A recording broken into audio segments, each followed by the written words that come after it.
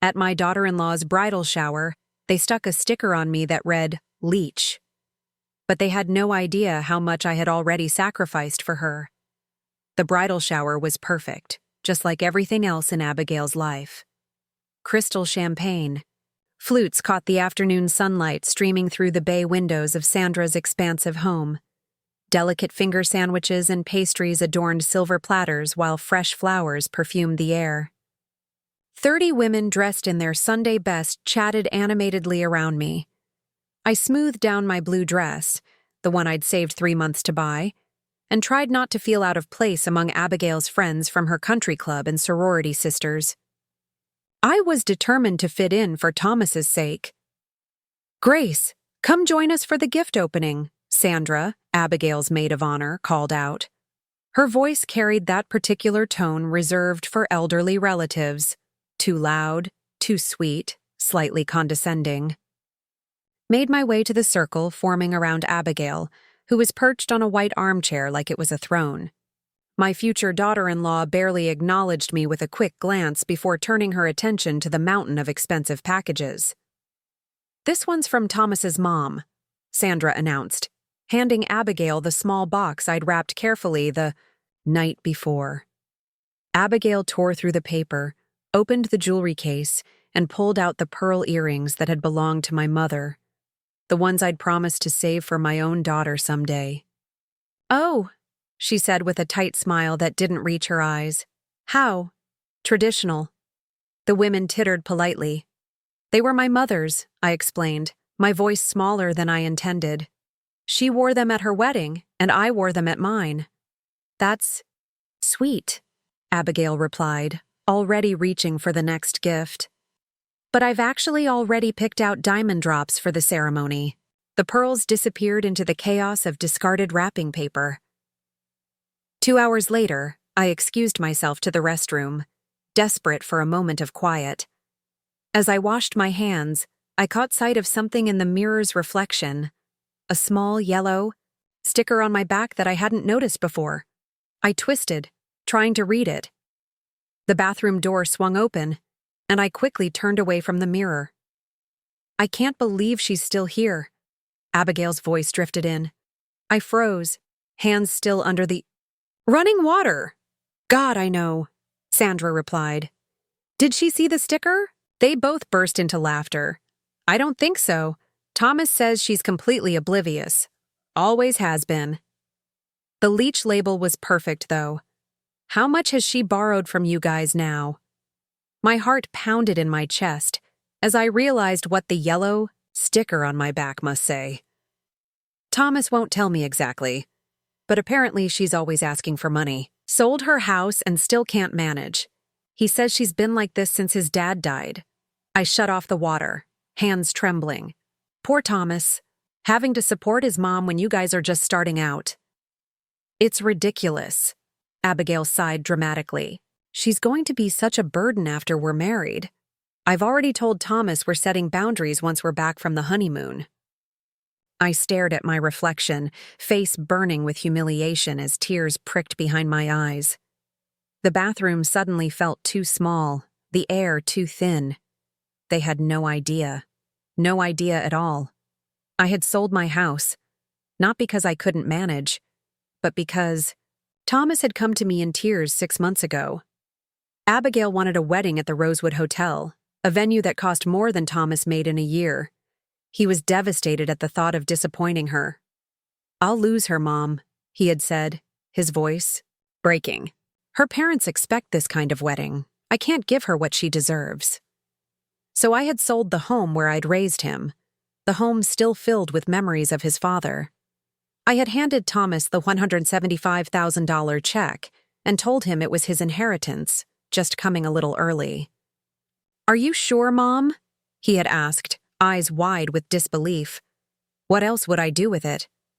I had responded with a smile. "Your father would have wanted you to be happy."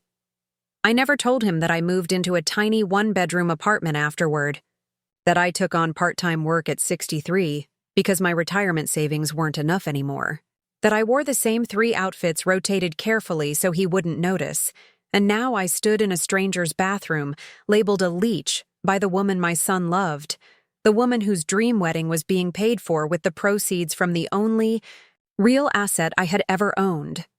I straightened my shoulders, reached back, and peeled off the sticker without looking at it.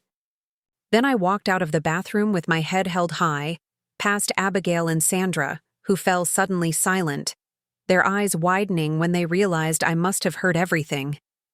I didn't say a word. I simply collected my purse, thanked the hostess, and left. In my car, I finally let the tears fall. My phone buzzed with a text from Thomas. "How's the shower going? Is Abby happy?" I stared at his message, my vision blurring. What could I possibly say to him now? The first year after Robert died was a blur of funeral arrangements, insurance paperwork, and endless nights staring at the ceiling, wondering how I would raise our 12-year-old son alone. The cancer had been swift and merciless, leaving me, a widow at 42 with a mortgage, a child entering his teenage years, and a teaching salary that barely covered our expenses. I still remember Thomas's face at the funeral. Pale, confused, his tie crooked because his father wasn't there to straighten it. That night, I made a promise to myself. Thomas would never feel the absence of opportunity. I would give him everything, even if it meant having nothing. By the time Thomas started high school, I was working 2 jobs, teaching during the day and bookkeeping for local businesses at night. I'd grade papers during my lunch break and fall, asleep with my reading glasses still on, often waking to find Thomas had covered me with a blanket. "Mom, you don't have to work so hard," he'd say, worry creasing his young face. "I'm fine, sweetheart. Just getting a head start on tomorrow," I'd lie, not wanting him to know how tight things really were. When Thomas got accepted to Riverdale University, I sold my wedding ring to pay for his dorm deposit. When he needed a reliable car for his internship, I refinanced the house. Each sacrifice invisible, each one worth it for the pride in his eyes when he called to tell me he'd made the dean's list or landed an interview. He met Abigail during his final year of college. She was beautiful, ambitious, and came from the kind of family that had a summer home and took ski vacations to Aspen. Thomas was immediately smitten. "She's amazing, Mom," he gushed over the phone. "Her father owns half the real estate in Brookfield." "They have a boat!" I heard the insecurity beneath his excitement. My son, brilliant, kind, hard-working Thomas, suddenly feeling inadequate because he couldn't match the casual wealth of Abigail's world. When he called 6 months later, his voice trembling with equal parts excitement and terror, I knew before he said a word. "I want to ask Abby to marry me," he confessed. "But Mom, the ring. Her friends all have these massive diamonds. I've been saving, but—" "How much do you need?" I asked without hesitation. "Mom, no. I can't take your money." "It's not taking if I'm offering," I insisted. The next day, I went to the safe deposit box where I kept the only valuable things I had left: my mother's jewelry, an antique sapphire necklace, a pair of diamond earrings, a bracelet that had been passed through 3 generations. I sold them all to a jeweler in the city. Thomas cried when I handed him the check for $12,000. "I'll pay you back, Mom. Every penny." "Don't be silly," I said, cupping his face in my hands. "This is your inheritance, just a little early." I never told him that those jewels were meant to be my safety net, my emergency fund. I never mentioned that I'd always planned to give the sapphire necklace to his wife someday. Because the look on his face when he showed me the 2-carat diamond ring he bought for Abigail was worth more than any heirloom. Abigail loved the ring, of course. She boasted about it on social media, showing close-ups of the diamond that sparkled thanks to the jewels my mother and grandmother had once worn. She never knew where the money came from. Thomas was too proud to tell her, and I never corrected her assumption that he had saved for it himself. "Your son is so generous," she told me the first time we met, flashing the ring. "I'm lucky to have found a man who understands quality." I just smiled and agreed. Yes, Thomas understood quality, not the expensive kind that Abigail valued, but the kind that came from sacrifice and love. As their wedding plans grew increasingly elaborate, I watched Thomas stretch himself thinner, trying to keep up with Abigail's expectations. The venue deposit alone was more than his monthly salary. The floral arrangements she wanted cost more than our yearly grocery bill when he was growing up. "I think maybe we should scale back a little," I gently suggested one evening, seeing the strain in his eyes as he reviewed the wedding budget. "I can't ask her to compromise, Mom," he said firmly. "Her parents are inviting all these important clients. It's like a statement for her family." I nodded, understanding suddenly that my son was marrying not just Abigail, but the life she represented. That life so different from the one I had given him. When he came to me about the Rosewood Hotel, desperate and defeated because he couldn't afford what Abigail wanted, I already knew what I would do. The house had been paid off just 2 years earlier, after decades of mortgage payments. It was my only real asset, my retirement plan. But what? Was a house compared to my son's happiness? So I signed the papers, handed over my future, and told myself it was worth it. Every time Thomas called, bubbling with excitement about the wedding plans, I reminded myself that mothers make sacrifices, even ones that remain unseen. And now, sitting in my car outside, Sandra's house, the word leech still burning in my mind, I realized the true cost of my silence. Chapter 3. The Manipulation. I never told Thomas about the sticker incident. What good would it do? He loved Abigail, and I loved him too much to poison that.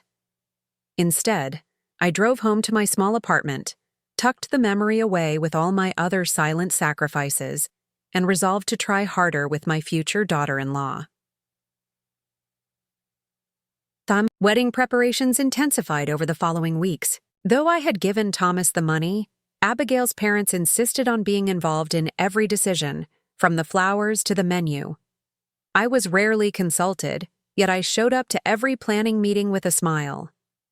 "Mom, Abby thinks it might be better if you don't come to the cake tasting," Thomas told me one evening, his voice hesitant as we spoke on the phone. "Her mom is bringing her aunt who's a professional chef, and they only have space for 4 people. "Oh," I said, trying to mask my disappointment. Of course, that makes sense. But as the weeks passed, I was excluded from more and more events. The venue walkthrough, the menu planning, the rehearsal dinner discussion. "It's just easier this way," Thomas explained, not quite meeting my eyes when he stopped by my apartment. "Abby's family has connections with all these vendors. They know what they're doing." I nodded, wondering when my opinions had become so worthless, when I had become so invisible. Then came the seating chart discussion. Thomas had promised I would sit at the family table, but one evening he called, his voice strained. "Mom, about the reception seating." "Yes?" I could already feel the knot forming in my stomach. "Abby's parents want to seat you with some of their cousins.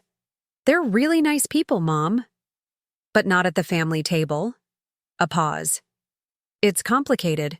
Abby's family is so large, and her dad wants some business associates at the main table. And I understand," I said quickly, though I didn't. "Not really." Then, a month before the wedding, Thomas came to my apartment. His face was serious, his shoulders tense. "Mom, Abby, and I have been talking about our future," he began, sitting stiffly on my secondhand couch. "We've decided to move to Denver after the wedding." The news hit me like a physical blow. Denver was over 1,000 miles away. "Denver?" I repeated, my voice barely above a whisper. "But your job is here. Your friends, Abby's gotten an incredible opportunity with her father's company. They're expanding into the Colorado market, and he wants her to head up the new office. And you?" He shrugged. "I can find work anywhere with my degree. This is a once-in-a-lifetime chance for us." I nodded mechanically, trying to process the information. My son, my only family, moving across the country. "When did you decide this?" I asked. Abby's been considering it for a while. She thinks a fresh start would be good for us. A fresh start. Away from me. Later that week, I ran into Patricia, one of Thomas's childhood friends, at the grocery store. "Grace! It's been ages," she exclaimed, hugging me. "Are you excited about the wedding?" "Of course," I smiled, the response automatic by now. I was so surprised to hear about the move to Denver. Thomas had always said he'd never leave his hometown. I tilted my head. "When did he tell you about Denver?" Patricia's eyes widened slightly. "Oh, months ago. Abigail mentioned it at her birthday party back in February. She said she had been working on convincing Thomas, but her father had already secured them an amazing condo in downtown Denver. February, 4 months ago. Long before Thomas had told me." "Right," I said faintly. "They're very excited about it." That night, I couldn't sleep. The realization settled over me like a cold blanket. Abigail wasn't just marrying my son. She was systematically removing me from his life. The evidence had been there all along. The way she always had a reason why I couldn't attend certain events. How she'd interrupt whenever Thomas and I reminisced about his childhood. The subtle comments that made me seem needy or difficult. "Thomas says you call him almost every day," she had mentioned once, her tone light but her meaning clear. "Your mom is so traditional," she'd told our extended family at the engagement party. "She just doesn't understand how young professionals live nowadays. Small cuts, expertly delivered, and I had tolerated each one, convincing myself that it was normal mother-in-law tension, that things would improve after the wedding. But Denver changed everything. This wasn't just about wedding plans or family dynamics. Abigail was creating a life where I simply didn't exist. A week later, Thomas called to inform me that they'd decided to spend Christmas with Abigail's family in Aspen. "It'll be easier since we'll already be in Colorado," he explained. "Maybe you can fly out for New Year's?" I clutched the phone tighter. Christmas had always been our special time, even when Thomas was in college. No matter what, he came home for Christmas. "Sure," I managed to say. "New Year's sounds nice." After we hung up, I sat in my quiet apartment, surrounded by the few possessions I had left after selling my home. On the wall hung a single photo, Thomas and me at his college graduation, his arm around my shoulders, both of us beaming with pride. I realized then that I was losing him. Not to a woman who loved him, but to someone who saw him, saw us, as pieces on a chessboard, to be moved or removed according to her grand design.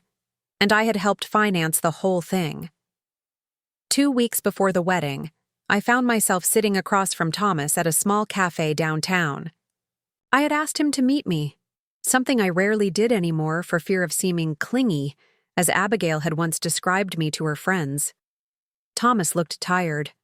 Dark circles shadowed his eyes, and his usual vibrant smile seemed forced. He'd lost. Weight, too. His collar hung loose around his neck. "Are you happy, Thomas?" The question escaped before I could filter it through my usual careful restraint. He looked startled. "Of course, Mom. Why wouldn't I be?" I wrapped my hands around my coffee mug, drawing courage from its warmth. "You seem exhausted, stretched thin." "It's just wedding stress," he said dismissively. "Everything's fine." I took a deep breath. "I need to tell you something. About the bridal shower." Thomas's phone buzzed. He glanced at it, then back at me. "Can it wait? Abby's texting about the florist." "No," I said firmly, surprising us both. "It can't wait. Please, just 5 minutes of your full attention." He put his phone down, eyebrows raised. I told him everything. The sticker, the conversation I'd overheard, how Abigail had portrayed me as a financial burden. My voice remained steady, even as I described the humiliation of being labeled a leech. At his fiancée's celebration, Thomas's face paled, then flushed with anger. "That's not funny, Mom." "I'm not trying to be funny," I said quietly. So you're calling Abby a liar? Saying she deliberately humiliated you? I'm telling you what happened. He shook his head vigorously. No. There must be some misunderstanding. Abby wouldn't do something like that. She did, Thomas. And it's not just that. Haven't you noticed how I've been systematically excluded from the wedding planning? How every time we're supposed to do something as a family, there's suddenly a reason why I can't be there. That's ridiculous, he snapped. You're included. You're just being sensitive because Dad isn't here. The jab stung, but I pressed on. What about Denver? You told me it was a recent decision, but Patricia said Abigail was talking about it months ago. You've been checking up on me? His voice rose, drawing glances from nearby tables. No, I ran into... This is exactly why Abby worries about living. Too close to you, he interrupted. You're suffocating me, Mom. Always have been. I recoiled as if he'd slapped me. Suffocating you? Thomas, I've given you everything. I sold my house so you could have the wedding Abigail wanted. As soon as the words left my mouth, I wished I could take them back. This wasn't how I'd wanted him to find out. Thomas stared at me, confusion replacing anger. What are you talking about? You sold the house because you wanted to downsize. You said it was too big for just you. I sold it because you came to me in tears about not being able to afford the rosewood, I said softly. That money I gave you, your early inheritance, that was from the house, our home. He shook his head in disbelief. No, you wouldn't have. Why wouldn't you tell me? Because you were happy, because you love her. I wanted you to have everything you wanted without feeling guilty. Thomas's face crumpled. For a moment, I glimpsed my little boy again, the one who'd cried when he accidentally broke my favorite vase and tried to glue it back together before I noticed. Then his expression hardened. I don't believe you. You're making this up because you're jealous of Abby, because you can't stand not being the most important woman in my life anymore. Thomas! My voice caught on his name. No, Mom. He stood up, gathering his coat. I know what this is. Dad always said you were possessive, that you'd try to control me my whole life if he let you. The words knocked the breath from my lungs. Robert had never said any such thing. This was Abigail's influence speaking through my son's mouth. Your father loved me, I whispered. We were partners in everything, including raising you. Well, he must have hidden a lot from you then, Thomas retorted, because he warned me about this, about how you'd try to come between me and any woman I loved. I felt dizzy with the pain of it. Not just the lie about Robert, but the realization that Thomas actually believed it. That Abigail had so thoroughly poisoned him against me that he would rewrite his own father's character. I have never tried to come between you and anyone, I said, struggling to keep my voice steady.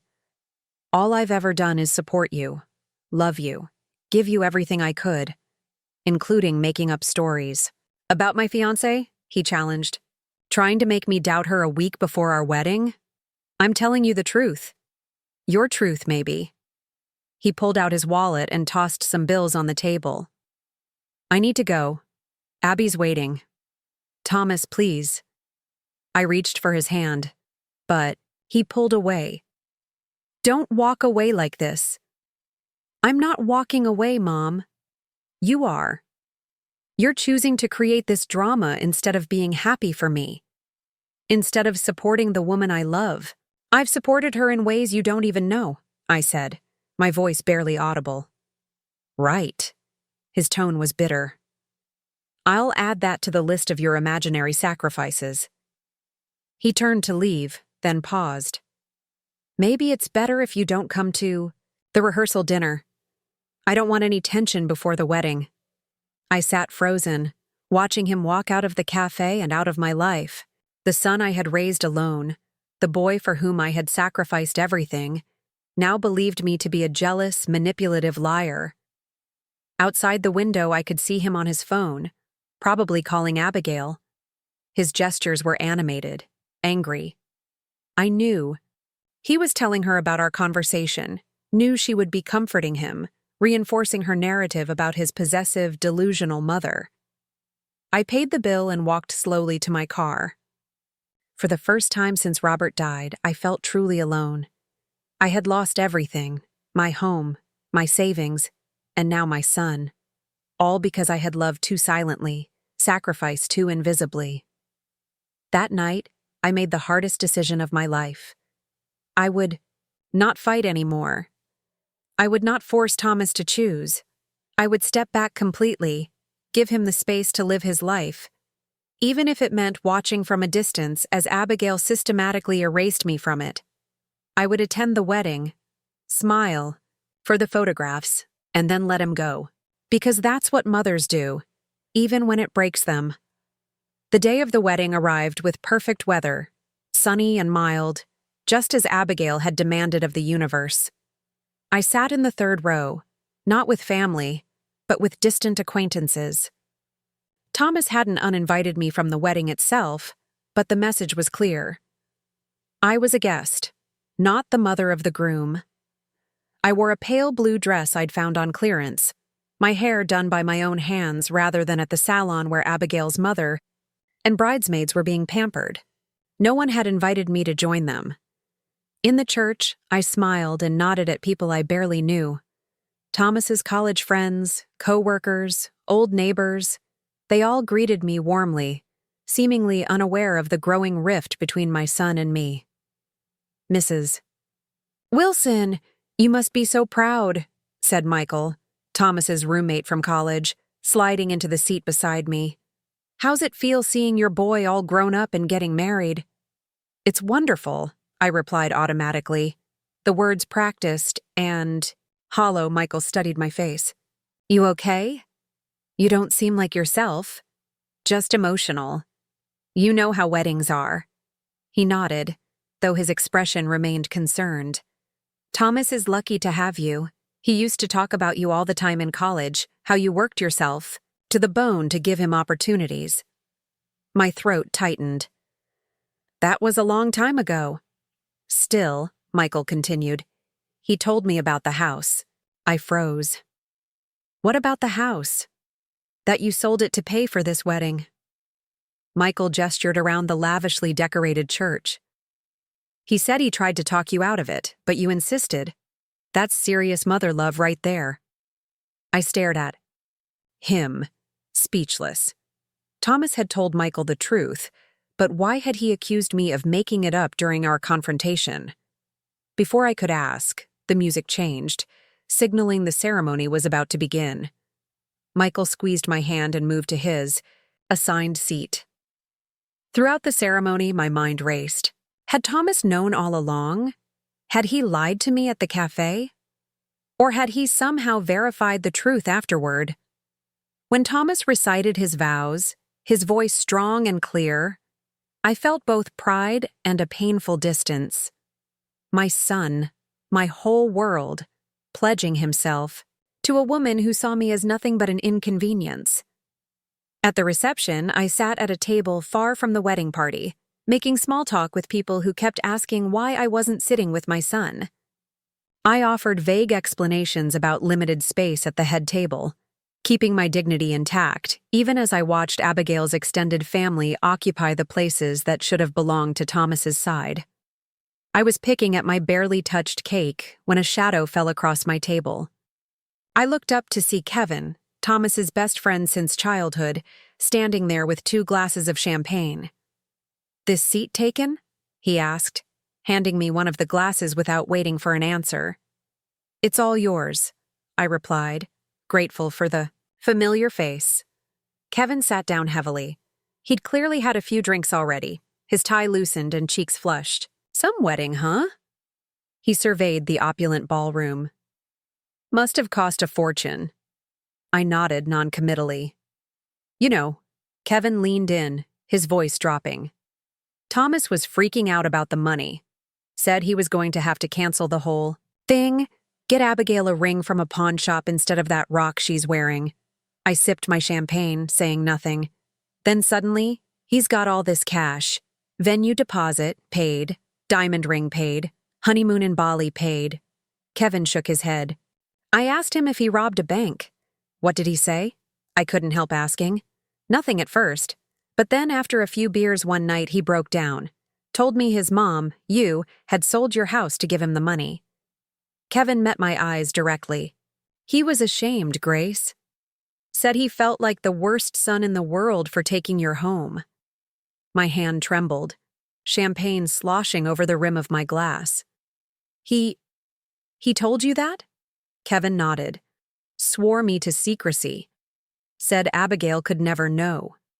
That she thought the money came from some investment that matured.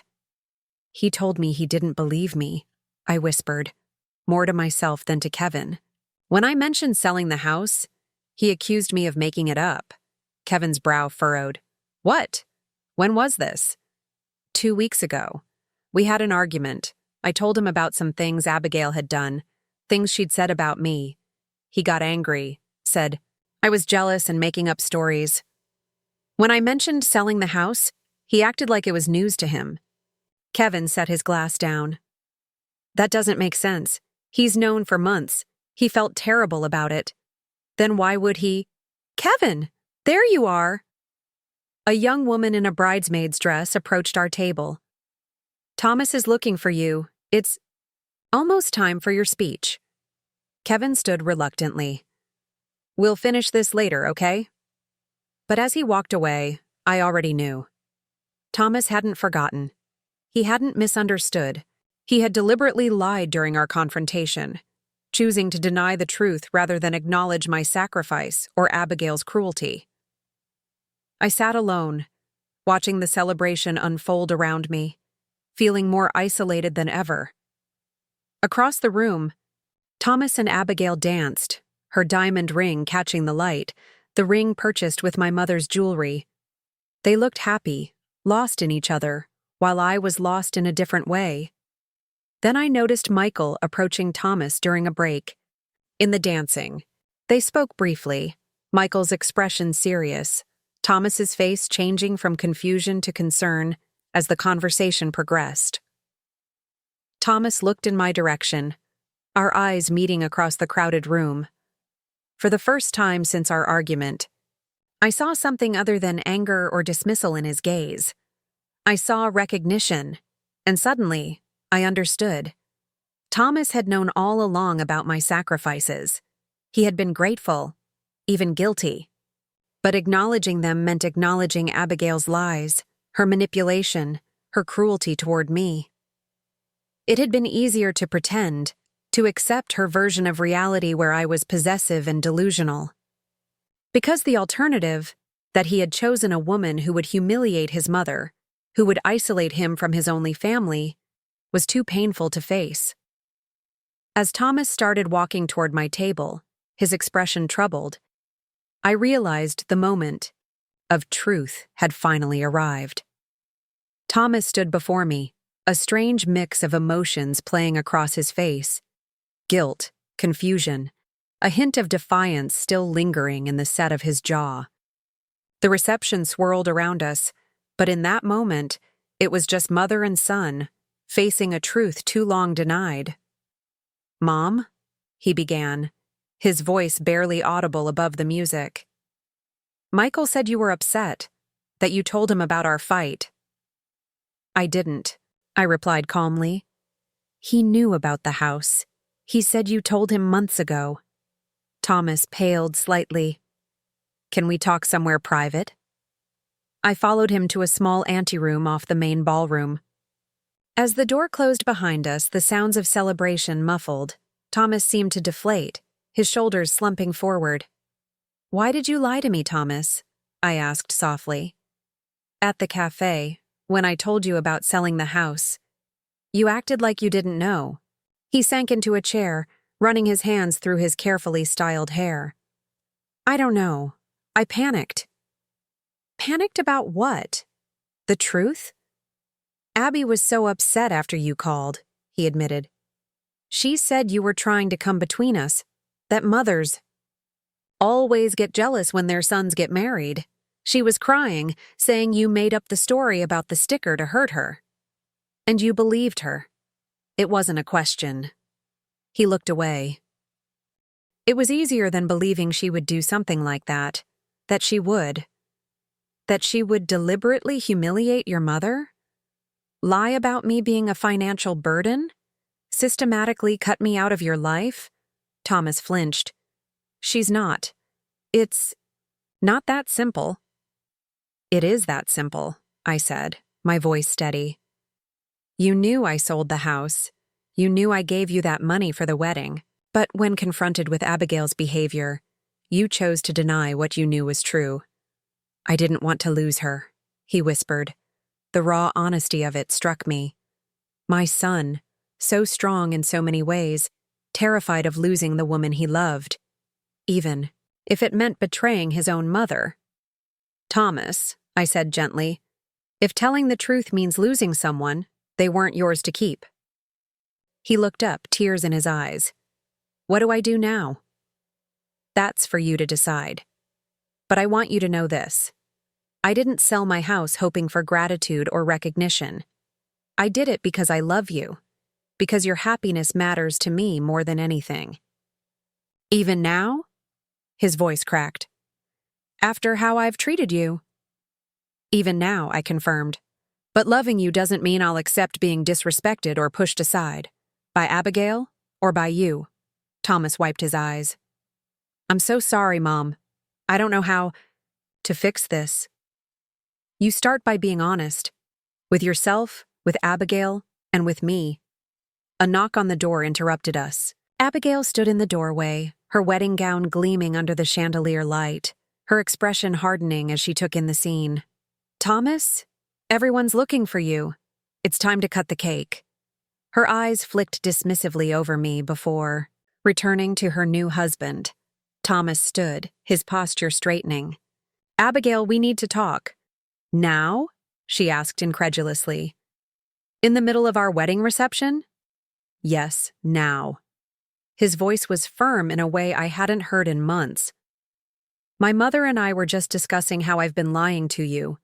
Abigail's eyes widened. Excuse me? The money for this wedding, for your ring, it didn't come from my investments. It came from my mother selling her house. The house where I grew up. Abigail's face flushed. Why are you telling me this now? Because I'm done pretending. Done acting like my mother is a burden when she's given me everything. He turned to me. Mom, I know this doesn't fix anything, but I want everyone to know the truth. Before I could respond. He took my arm and led me back into the reception hall, Abigail trailing behind us, her perfect composure beginning to crack. Thomas clinked his glass, calling for attention. The crowd quieted, all eyes turning toward us. I want to make a toast, he announced, his voice carrying across the room. To my mother, Grace Wilson. Most of you don't know this, but this beautiful wedding wouldn't have been possible without her sacrifice. A murmur ran through the crowd. Abigail's parents exchanged confused glances. My mother sold her home, our family home, to give me the money for this wedding. She moved into a tiny apartment and never complained, never asked. For recognition, Thomas's voice caught. And I repaid her by allowing her to be disrespected and sidelined. I squeezed his arm, overwhelmed by his public declaration. Thomas, you don't have to do this. I do, he insisted. It's long overdue. Across the room, Abigail stood frozen, her expression a mix of humiliation and fury as whispers spread among the guests. Her mother approached her, speaking urgently in her ear. So please, Thomas continued, raise your glasses to Grace Wilson, who taught me what love really means, and who deserves far better than how she's been treated today. As glasses lifted around the room, I saw something shift in the way people looked at me.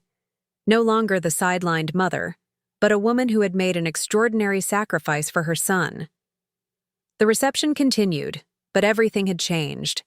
Abigail's parents approached me with stiff apologies, clearly embarrassed by the revelation. Guests stopped by my table to chat, no longer treating me as an afterthought. Later that evening, as the celebration wound down, Abigail cornered me near. The lady's room, her perfect facade cracked by anger. "Are you happy now?" she hissed. "You've embarrassed me at my own wedding." "No, Abigail," I replied calmly. "I'm not happy that my son married someone who sees his mother as an enemy. But this isn't about happiness anymore. It's about truth and respect." "What do you want from me?" she demanded. "Nothing," I said simply. "I don't want anything from you except basic decency. Thomas loves you and that won't change. But how you treat me, that has to change." She stared at me, searching for weakness. Finding none. "Fine," she finally muttered. "For Thomas's sake." It wasn't a heartfelt reconciliation, but it was a beginning. 3 months later, much had changed. Thomas and Abigail did move to Denver, but not before we had several honest conversations about expectations and boundaries. Thomas insisted that I visit regularly, and to my surprise, Abigail made grudging efforts to be civil, if not warm. I used part of my retirement savings to make a down payment on a small condo near my sister in Arizona. I started painting again, something I'd abandoned after Robert died. I joined a community theater group and made new friends. I built a life that wasn't centered entirely around my son. When Thomas called, as he did several times a week now, there was a new openness between us. He'd acknowledged the truth of what happened and understood the depth of my love without taking it for granted. "Mom," he said during one of our calls, "I've been thinking a lot about what you said at the wedding. About how if telling the truth means losing someone, they weren't yours to keep." "And?" I prompted gently. "I'm trying to live by that now. With Abigail, with work, with everything. It's harder, but it feels right." I smiled, hearing the growth in his voice. "I'm proud of you, Thomas." "Abby asked if you'd come for Thanksgiving," he continued, surprising me. "She said, and I quote, 'Your mother should be with family for the holidays.'" It wasn't an apology or a declaration of affection, but from Abigail, it was significant progress. "I'd like that," I said. That night, I sat on my small balcony, watching the sunset paint the Arizona sky in brilliant oranges and purples. The pain hadn't disappeared entirely. There were still moments when I remembered the humiliation of that sticker, the betrayal of my son's denial, the loss of my family home. But I had gained something precious, the freedom that comes with being valued for who you are, not just what you can give. The knowledge that love doesn't have to be silent to be strong. Sometimes the price of love is letting go, not of the people we cherish, but of our need for their validation. In standing up for myself, I had taught my son his final lesson, that true love respects boundaries, acknowledges truth, and honors sacrifice. And that was worth everything I had given.